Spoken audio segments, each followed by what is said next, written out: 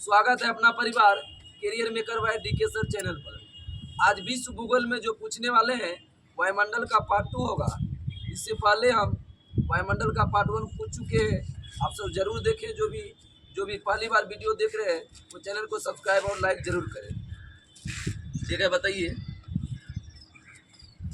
कि माध्य समुद्र तल से वायुमंडल की अंतिम सीमा तक एक इकाई क्षेत्रफल की वायु स्तंभ के भार को क्या कहते हैं? वायुमंडलीय दाब। वायुमंडलीय दाब किससे मापते हैं? वायुमंडलीय दाब की इकाई क्या है? तो बार। मापते हैं बैरोमीटर, लेकिन इकाई बोलेगा तो बार। सामान्य दशाओं में समुद्र तल पर वायु दाब पारा का कितना सेंटीमीटर होता है? 76 सेंटीमीटर बोलेगा तो 76, और मिलीमीटर बोलेगा तो 760। 10 से गुना करेंगे मिलीमीटर होगा 760। वायु दाब किससे मापा जाता है? वायुमंडलीय दाब को किसका अनुमान लगाया जाता है? वायुमंडलीय दाब से मौसम का पूर्वानुमान किससे कहते हैं? वायुमंडलीय दाब की इकाई क्या बताएं? एक बार बराबर बताइए। 10/5 न्यूटन प्रति मीटर स्क्वायर। 10/5 न्यूटन प्रति मीटर स्क्वायर। पारद वायु दाब मापी का आविष्कारक कौन? ईट और सेली।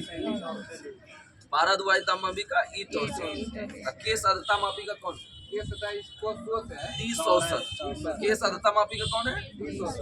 ये दो को ज्यादा इंपोर्टेंट है। ये दो का भी नाम बताते हैं। दो का भी। निद्रा वायु दाब मापी कौन? नींद में विदाई हो जाते हैं कहीं, इसलिए लुसियन विदाई। निद्रा वायु दाब मापी लुसियन। और सेल्सियस थर्मामीटर तो उसी का सेल्सियस थर्मामीटर। पारद वायु दाब में बोलेगा तो टॉर्सेली। और केस आर्द्रता मापी डी। ठीक है। और निद्रा क्या बताए? लुसियन विदाई। समुद्र तल पर औसत वायुमंडलीय दाब कितना होता है? 1013.2 मिलीबार। ठीक है। समुद्र तल पर औसत वायुमंडलीय दाब कितना होता है? वह कल्पित रेखा जो समुद्र तल के बराबर घटाए हुए समान वायु दाब वाले स्थानों को मिलाती है, क्या कहलाता है? समदाब रेखा या आइसोबार। कल्पित रेखा जो समुद्र तल के बराबर घटाए हुए समान वायु दाब को बोलेगा समदाब। समुद्र तल का बराबर आएगा आइसोबार। दूरी की प्रति इकाई दाब के घटने को क्या कहते हैं? दाब प्रवणता। दूरी की प्रति इकाई दाब के घटने को दाब प्रवणता। दूरी के संदर्भ में दाब परिवर्तन की दर क्या कहलाता है? वही कहलाता है दाब प्रवणता। दूरी के संदर्भ में दाब में जो परिवर्तन होगा ना, कमी होगा तो सिर्फ क्या कहेंगे? कमी वृद्धि जो भी हो, मतलब कि प्रवणता मतलब परिवर्तन ही होगा। कम से अधिक होना ही क्या करता है? दाब प्रवणता। प्रवणता मतलब परिवर्तन। विषुवत रेखा निम्न वायु दाब माप भूमध्य रेखा से कितना डिग्री उत्तरी और दक्षिणी अक्षांश? विषुवत रेखीय निम्न वायु 10 डिग्री उत्तर है, 10 डिग्री दक्षिण है। 10 डिग्री उत्तर। अब जिसको बोलते हैं शांत कटिबंध या डोलड्रम। जगह शांत कटिबंध या डोलड्रम कितना डिग्री है? 10 डिग्री उत्तर और 10 डिग्री दक्षिण। देखिए बीच में होता है विषुवत रेखीय। ग्लोब में जाइएगा तो बीच में होता है विषुवत रेखीय, जहाँ कितना 0 डिग्री होता है। ठीक है। और ऊपर में आएंगे, थोड़ा सा ऊपर आएंगे 10 डिग्री हो जाएगा, वो क्या होगा? विषुवत रेखीय निम्न 10 डिग्री। और ऊपर चल जाएंगे 23.5 डिग्री उत्तरी, तो क्या बोले? उत्तर में बोले थे कर्क, छोटा है उत्तर कर्क। और नीचे बोले थे 23.5 डिग्री दक्षिणी मकर। कर्क और मकर, ऊपर में कर्क नीचे मकर। अच्छा समझा देते पीछे। उपोष्ण वायु दाब कितना से कितना? 35 डिग्री। उत्तरी और दक्षिणी गोलार्ध में 35 डिग्री होता है। ठीक है। विषुवत रेखा से कितने डिग्री अक्षांश के मध्य दोनों गोलार्ध में उच्च वायु दाब पेटियां स्थित है? जो उच्च वायु दाब वाली पेटी को ही क्या कहते हैं? अश्वक्षांश। उच्च वायु दाब वाली पेटी क्या कहते हैं? अश्वक्षांश। अश्वक्षांश कितना डिग्री से कितना डिग्री होता है? 30 से 35। अश्वक्षांश 30 से 35। उच्च वायु दाब वाली पेटी को क्या बताया नाम? अश्वक्षांश। उपध्रुवीय निम्न वायु दाब बताओ कितना से कितना? 45 डिग्री उत्तरी दक्षिण। उपध्रुवीय निम्न बोला 45 डिग्री उत्तरी दक्षिण। ऊर्ध्वाधर दिशा में गतिशील हवा को क्या कहते हैं? वायु धारा, एयर करेंट। ऊर्ध्वाधर दिशा में गतिशील हवा क्या कहते हैं? वायु धारा, एयर करेंट। पृथ्वी के घूर्णन के कारण पवनें अपनी मूल दिशा में विक्षोभित हो जाती है, उसे किस बल के कारण? कोरियोलिस। ये क्वेश्चन पूछा है बिहार से। 3 एग्जाम हुआ था, 2 एग्जाम में कोरियोलिस बल के बारे में दिया था। पृथ्वी के घूर्णन के कारण पवनें अपनी मूल दिशा में विक्षेपित हो जाती है। पृथ्वी जो घूर रहा है मूल दिशा में, अपना जो दिशा है उसका उसी दिशा में विक्षेपित हो जाता है, उसको क्या कहते हैं? कोरियोलिस। कोरियोलिस बल, इसका नाम किस देश के वैज्ञानिक पर पड़ा है? फ्रांस, ठीक है, फ्रांसीसी भी करते हैं। जिसने सबसे पहले प्रभाव का वर्णन कर दिया था? प्रभाग 44 ठीक है, 1844। इस बल के प्रभावहीन उत्तरी गोलार्ध में पवनें किस ओर होता है? उत्तरी गोलार्ध उत्तरी गोलार्ध में अंतिक लगवाई दाहिने ओर क्लॉकवाइज, और दक्षिणी गोलार्ध में बाईं ओर। अतः वैज्ञानिक ने सिद्ध किया तो अतः इसे ही किस नियम के नाम से फेरल का नियम। फेरल का नियम किससे समझे? पवन की दिशा से, इसको कहते हैं कोरियोलिस।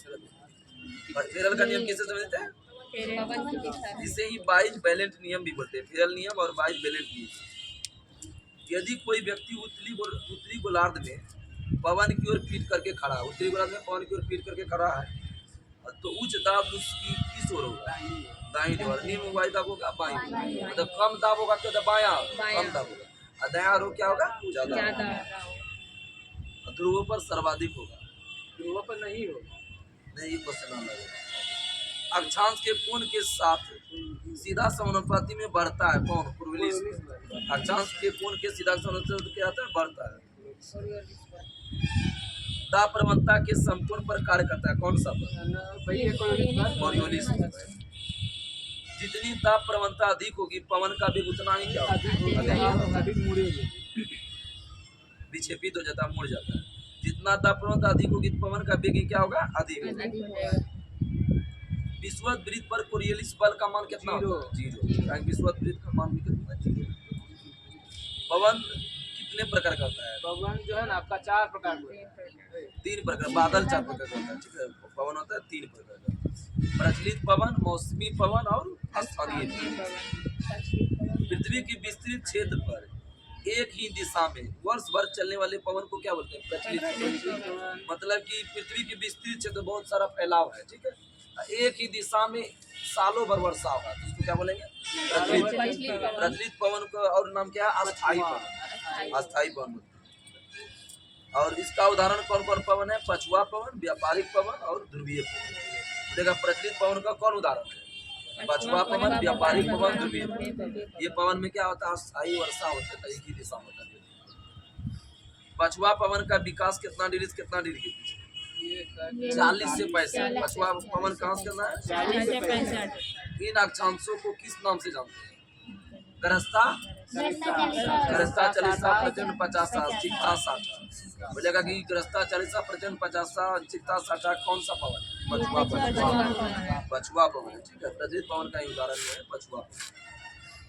व्यापारिक पवन कितना डिग्री उत्तरी और दक्षिणी अक्षांश के बीच?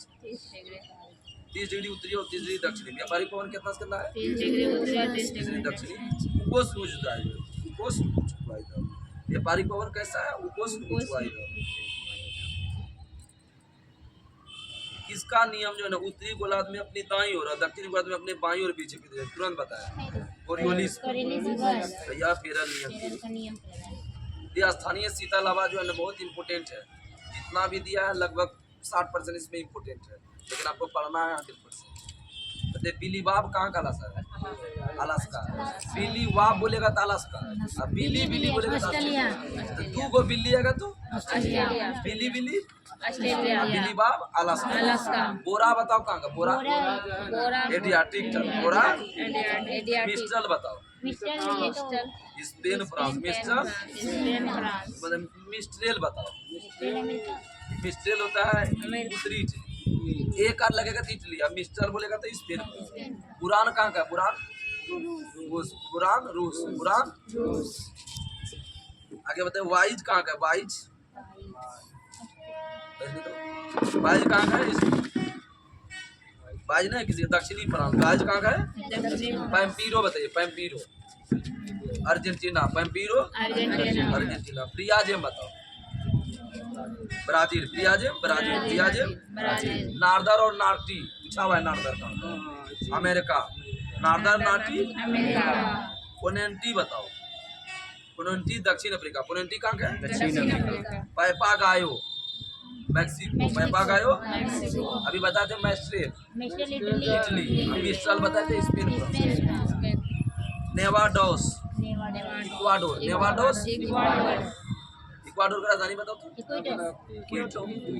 बिली बिली बताया था। ऑस्ट्रेलिया। बिली बाब अलास्का। सिस्टोन बताओ कहाँ का? पूर्वी ईरान। पूर्वी ईरान, सिस्टोन। अबू बताओ? सूडान है, अबू है सूडान, अबू सूडान। सूडान। केप डॉक्टर बताओ कहाँ? दक्षिण अफ्रीकी के अंदर। देखो जो जो इम्पोर्टेंट है हम फिर से बोल देते हैं। बिली बाब बताओ? अलास्का। बिली बाब मिस्टल बताओ? Spain France. तीसरा चौथा बार पूछ दिए। मिस्टल स्पेन फ्रांस, मिस्ट्रेल बताओ इटली। एक आ लगेगा तो इटली आ जाएगा। बुरान बताओ? बुरान रूस, बुरान बाईज बताओ?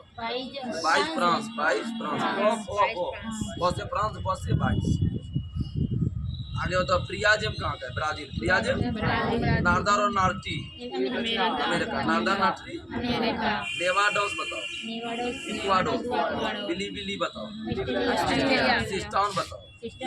पूर्वी ईरान। चिनूक कहाँ का हवा है? रॉकी पर्वत। रॉकी प्रदेश बताओ? अमेरिका का नाम। चिनूक कहाँ का हवा का है? कनाडा। रॉकी पर्वत श्रेणी के पूर्वी ढाल के साथ चलने वाला गर्म और शुष्क हवा है। बोलेगा चिनूक कैसा हवा है? गर्म या शुष्क? किस पर्वत पर बहता है? रॉकी पर्वत। कौन जो है ना कहाँ पर बहता है? कौन हवा? और जो है सहारा जो है ना अल्पास पर्वत के उत्तरी ढाल में है, ठीक है। सर्वाधिक प्रभाव किस देश में पड़ता है? कौन का? स्विट्जरलैंड। कौन हवा? स्विट्जरलैंड। इसके प्रभाव से किसका खेती पक जाता है? देखा अंगूर का जल्दी पक जाता है किस हवा से? कौन हवा से? कौन सर्वाधिक कहाँ प्रभाव होता है? स्विट्जरलैंड। हरमट्टन किस रेगिस्तान में? हरमट्टन से सहारा रेगिस्तान, उत्तर पूर्वी दिशा में चलते। कैसा हवा है? गर्म और शुष्क। हरमट्टन कैसा हवा है? किस हवा को गिनी तट पर डॉक्टर हवा बोलते हैं? हरमट्टन। ये क्वेश्चन पूछा हुआ है दरोगा में, ठीक है। किस हवा को गिनी तट पर डॉक्टर कहते हैं? हरमट्टन। डॉक्टर हवा हरमट्टन। सिराको कहाँ बता? सिराको इटली में। ये सहारा मरुस्थल से भूमध्य सागरीय बने वाला है। सहारा मरुस्थल से सिराको किस देश में सर्वाधिक है? इटली। खामसिन हवा कहाँ का? खामसिन खामसिन। आगे बताओ सिराको बताओ? सिराको इटली, सिराको इटली। सिमुम बताओ कहाँ का? गर्म और शुष्क हवा है। सिमुम कहाँ का है? अरब रेगिस्तान में बहने वाला गर्म और शुष्क। सिमुम कहाँ का है? अरब रेगिस्तान में गर्म और शुष्क। ब्लैक रोलर ये भी पूछा हुआ है दरोगा। ब्लैक रोलर उत्तरी अमेरिका के विशाल, उत्तरी अमेरिका के उत्तरी अमेरिका के विशाल मैदान में ब्लैक रोलर कहाँ होता है? अमेरिका में। आगे तो नार्वेस्टर की उत्पत्ति कहाँ होता है? नार्वेस्टर नौ से न्यूजीलैंड में कि कौन सा पर्वत है? उच्च पर्वत से उतरने वाला गर्म और शुष्क हवा। गर्म और शुष्क हवा। सामल कहाँ बहता है? सामल इराक। सामल इराक। आगे बताइए आयाला जो है ना गर्म हवा है किस कहाँ पर? आयाला फ्रांस। आयाला लू कहाँ बता? लू उत्तरी भारत। लू उत्तरी भारत। सामुन बताओ कहाँ का? सामुन ईरान। सामुन इसमें बहुत सारा है जो जो इम्पोर्टेंट है वही पूछे। कोयम्बैग हवा कहाँ बहती है जो कि गर्म हवा है, जो तंबाकू की खेती के लिए प्रसिद्ध है? के खाएगा तंबाकू? कोयम्बैग तंबाकू कहाँ है? क्षोभमंडल की ऊपरी परत पर बहुत तीव्र गति से चलने वाला सक्रिय नलिकाकार विसर्पी पवन प्रवाह को क्या कहते हैं? जेट प्रवाह। जेट प्रवाह। क्षोभमंडल की ऊपरी परत पर बहुत तीव्र गति से चलने वाले सक्रिय नलिकार और विसर्पी पवन के प्रभाव क्या कहते हैं? जेट प्रवाह। अब सब बताइए उष्णकटिबंधीय चक्रवात को जो है ना ये चक्रवात आक्रामक पवन के कारण विस्तृत विनाश, अत्यधिक वर्षा और तूफान लाते हैं। उष्णकटिबंधीय चक्रवात क्या लाता है? ज्यादा तूफान और अत्यधिक वर्षा होता है। तो ये चक्रवात जो है ना किस देश में कहते हैं? हिंद महासागर में इसको क्या बोलते हैं? चक्रवात। हरिकेन किस महासागर में बोलते हैं? अटलांटिक। हरिकेन चक्रवात बोलते हैं अटलांटिक। Hurricane Atlantic. टाइफून बोलते हैं किस महासागर में? प्रशांत। टाइफून प्रशांत। चीन और प्रशांत महासागर, ठीक है। और बिलीबिलीज कहाँ कहते हैं? ऑस्ट्रेलिया में। ऑस्ट्रेलिया। वह चक्रवात जो प्राय कितना डिग्री उत्तरी अक्षांश से गुजरता है? 20 डिग्री। उस कहते हैं चक्रवात कितना डिग्री उत्तरी अक्षांश से गुजरता है? 20 डिग्री। वायुमंडल में उपस्थित जलवाष्प की, वायुमंडल की क्या कहते हैं? आर्द्रता। वायुमंडल में उपस्थित जलवाष्प को क्या कहते हैं? आर्द्रता। वायु की प्रति इकाई आयतन में विद्यमान जलवाष्प की मात्रा को क्या कहते हैं? निरपेक्ष आर्द्रता। वायु की प्रति इकाई आयतन में विद्यमान जलवाष्प की मात्रा को क्या कहते हैं? निरपेक्ष आर्द्रता। निरपेक्ष आर्द्रता को किससे व्यक्त किया जाता है? ग्राम प्रति घन मीटर में। ग्राम प्रति घन मीटर। वायु की प्रति इकाई में भार में जलवाष्प के भार को क्या कहते हैं? विशिष्ट आर्द्रता। वायु की प्रति इकाई में भार में जलवाष्प के भार को विशिष्ट आर्द्रता बोलते हैं। अब विशिष्ट आर्द्रता को किससे मापते हैं? ग्राम प्रति केजी। ग्राम प्रति केजी। देखो, निरपेक्ष आर्द्रता होगा ग्राम प्रति घन मीटर, ठीक है, और ये बोलेगा ग्राम प्रति केजी। किसी भी तापमान पर वायु में उपस्थित जलवाष्प और तापमान उसी वायु की जलवाष्प धारण करने क्षमता को क्या कहते हैं? सापेक्ष आर्द्रता। सापेक्ष आर्द्रता को किसमें व्यक्त करते हैं? क्वेश्चन पूछा हुआ है प्रतिशत में। सापेक्ष आर्द्रता किसमें व्यक्त करते हैं? प्रतिशत में। संतृप्त वायु की सापेक्ष आर्द्रता कितना परसेंट होता है? 100% होता है। संतृप्त वायु की सापेक्ष आर्द्रता 100%। जब आवाज जोर से नहीं आ रहा, आवाज अब सब खाने नहीं खाएंगे आज। Yes sir. सापेक्ष आर्द्रता मनुष्य के लिए सबसे अधिक आरामदायक है, कितना परसेंट? 45%। संतृप्त वायु की सापेक्ष बोलेगा तो 100%, लेकिन सापेक्ष आर्द्रता मनुष्य के लिए अधिक बोलेगा आरामदायक 45। जल की गैसीय अवस्था की तरल या ठोस अवस्था के परिवर्तन को क्या बोलते हैं? ये दरोगा का प्री में पूछा था, संगम। जल की गैसीय अवस्था के तरल या ठोस अवस्था में परिवर्तन होने क्या कहते हैं? संगम। वायु के जिस तापमान पर जल अपनी गैसीय अवस्था से तरल या ठोस अवस्था को क्या बोलते हैं? वसांक पर वायु संतृप्त होता है, असंतृप्त? संतृप्त। उसकी आप सापेक्ष आर्द्रता कितना होता है? वसांक का सापेक्ष आर्द्रता कितना परसेंट होता है? 100%। ओस पढ़ने के लिए वसांक का हिमांक कितना डिग्री सेल्सियस? 0 डिग्री सेल्सियस कम से ऊपर है। ओस पढ़ने के लिए वसांक का हिमांक 0 डिग्री सेल्सियस से ऊपर। बादल कितने प्रकार का होता है? 4 प्रकार। यह किसके कारण वायुमंडल में तैरते हैं? बादल अल्प घनत्व या कम घनत्व। पक्षाप बादल का निर्माण कितना ऊंचाई पर हुआ है? पक्षाप बादल का 8,000 से 12,000 मीटर। 8,000 से 12,000 मीटर। कौन सा बादल रुई के समान दिखते हैं? कपासी बादल रुई के समान दिखते हैं। 4,000 से 7,000 मीटर ऊंचाई। 2 या 3 किलोमीटर की ऊंचाई पर पाए जाते हैं कौन सा बादल जो परतदार चादर जैसे होता है? स्तरीय बादल। वर्षा बादल किस कलर का होता है? काला, काले या गहरे स्लेटी रंग का। बादल की दिशा और गति मापने वाला यंत्र नेपोस्कोप। बादल की दिशा और गति। जब जलवाष्प की बूंदे जल के रूप में पृथ्वी पर गिरती है तो उसे क्या कहते हैं? जलवाष्प के रूप से पृथ्वी पर गिरेगा तो क्या बोलते हैं? वर्षा। कपासी मेघ बनते हैं जिसे घनघोर वर्षा कहते हैं, किसके कारण? संघनन के कारण। वर्षा होता है किसके कारण? संघनन के कारण। लेकिन वर्षा का बूंद गोल बोलेगा तो किसे पृष्ठ, वर्षा बोलेगा संघनन।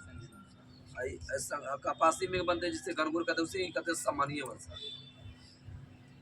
बादल फटना का अर्थ क्या होता है? 200 मीटर अचानक भारी तूफान के साथ असाधारण भारी वर्षा। चक्रवात में केंद्र में दाब क्या होता है? कम होता है, अधिक होता है? कम होता है। बाहर की ओर क्या होता है? अधिक होता है। एक चक्रवात होता है, एक प्रति चक्रवात होता है। चक्रवात का उल्टा क्या होता है? प्रति चक्रवात।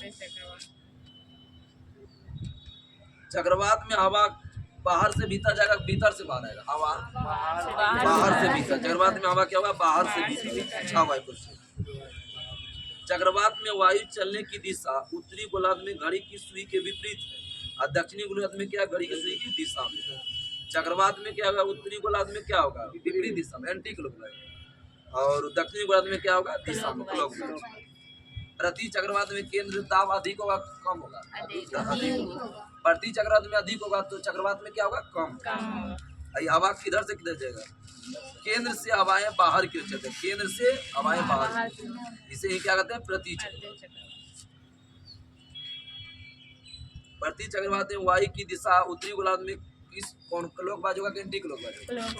क्लॉकवाइज। और दक्षिणी गोलार्ध में एंटी क्लॉकवाइज। चक्रवात में हवा केंद्र की तरफ आती है, ऊपर उठकर ठंडी होती है और वर्षा कराती है, जिससे जबकि प्रति चक्रवात में मौसम साफ होता है। प्रति चक्रवात में मौसम क्या होगा? साफ। चक्रवात में केंद्र में दाब की दिशा निम्न होगा कि कम होगा? मतलब कम होगा कि अधिक होगा? कम होगा। चक्रवात में केंद्र में दबाव होगा कम है, पूछे ना, प्रति चक्रवात में क्या होगा? अधिक। ऑस्ट्रेलिया और अमेरिका के मिसिसिपी इलाकों में टाइफून को क्या कहते हैं? टॉर्नेडो। टॉर्नेडो कहाँ बता है? ऑस्ट्रेलिया और अमेरिका में। हरिकेन चक्रवात किस मात्रा में होता है? अटलांटिक। Hurricane Atlantic. पूछा हुआ है क्वेश्चन की हरिकेन का गति क्या है? 260। हरिकेन का 121 किलोमीटर प्रति घंटा। हरिकेन का एनटीपीसी पे जहाँ दरोगों में पूछा है हरिकेन का। टाइफून चक्रवात कहाँ बहता है? प्रशांत महासागर। टाइफून की गति कितना है? 160। 160। टाइफून की गति 160 किलोमीटर प्रति घंटा। कल का टॉपिक आप सब सुन लीजिए। ये 22 नंबर निर्माण उद्योग नहीं पढ़ना है आप सबको, ठीक है? 22 नंबर नहीं पढ़ना है आप सबको, जो है ना 20 पढ़ना है, 21 पढ़ना है, 23 पढ़ना है। तो लास्ट है कि जैसे बेलफास्ट किस निर्माण उद्योग के लिए है, नगोया किस लिए प्रसिद्ध है, ओसाका किस लिए प्रसिद्ध है, ठीक है? तब तक के लिए नमस्कार, जय हिंद, जय भारत। फिर मिलते हैं नेक्स्ट वीडियो के लिए, तब तक के लिए थैंक यू।